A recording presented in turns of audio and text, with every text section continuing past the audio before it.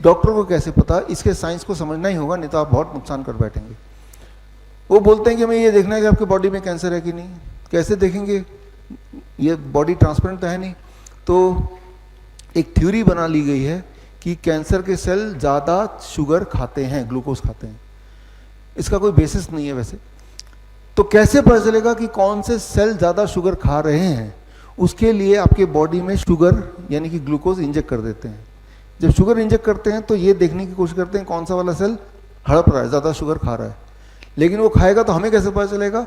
हर cell, हर sugar के compound के साथ, इसे कहते हैं एफडीजी, फ्लोरो डाइऑक्साइड ग्लूकोज, रेडियोएक्टिव मटेरियल को बाइंड कर देते हैं। रेडियोएक्टिव मटेरियल बॉडी खा नहीं सकता, मेटाबोलाइज नहीं होगा। तो जो भी सेल्स शुगर को ज़्यादा खाएंगे उस सेल्स के आसपास रेडियोएक्टिव मटेरियल ज़्यादा जमा हो जाएगा ना।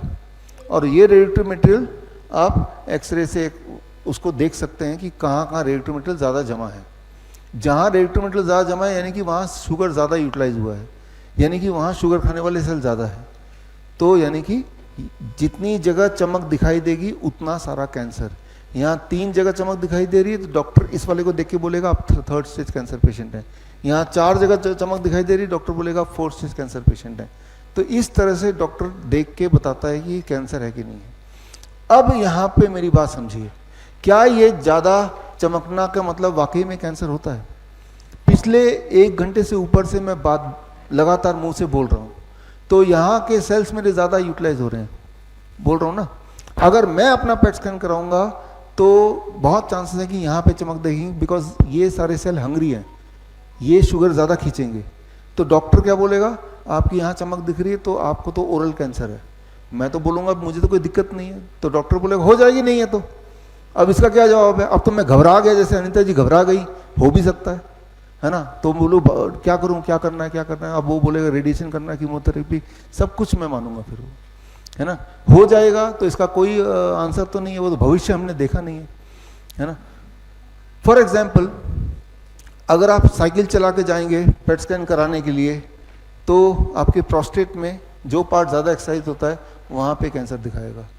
आप अगर ये सिद्ध करना चाहते हैं कि मेरे इस हाथ में कैंसर है तो पेट स्कैन कराने से पहले खूब सारा डंबल कीजिए एक ही हाथ का, फिर कराना जाइए तो यहीं पे चमक दिखेगा। तो वो बदलता रहता, वो एक जगह पे नहीं रहेगा। अगली बार जाएंगे तो उससे पहले अपनी कौन सी एक्टिविटी की उस पर डिपेंड करेगा कहाँ पे वो चमक दिखाई देगा। फिर डॉक्टर बोलेगा यहाँ से वहाँ फैल गया, ब्रेन में चला गया, यहाँ से यहाँ फैल गया, राइट। ये फैलने वाले का जो ये कमाल है वो यही है कि फैला कैसे, वो शुगर कौन सा सेल ज़्यादा खा रहा है। ये कुछ इस प्रकार है, समझने की कोशिश कीजिए। अगर आपको ये पता करना हो कि यहाँ इतने सारे बच्चे हैं, इनमें से कौन सा बच्चा ज़्यादा शरारती है, तो आपने एक थ्योरी बना दी, जो बच्चा ज़्यादा खाना खाएगा वो ज़्यादा शरारती है। अब क्या करेंगे? आप ये देखेंगे कौन ज़्यादा खाना खा रहा है। अच्छा ये खा रहा है ज़्यादा, ये खा रहा है, तो ये 3 शरारती बच्चे हैं। तो ये कितना रेलेवेंट हो सकता है? ये हो सकता है कि जो ज़्यादा खाना खा रहा हो वो वाकई में शरारती भी हो, एट द सेम टाइम ऐसा भी तो हो सकता है जो खाना कम खा रहा है वो भी शरारती हो, है ना। जो जिस तरह से ज़्यादा खाना जो बच्चा खा रहा है वो शरारती, इसके क्या चांसेस हैं? रैंडम कुछ भी चांस नहीं है ना। ठीक उतना ही एक्यूरेट है ये पेट स्कैन।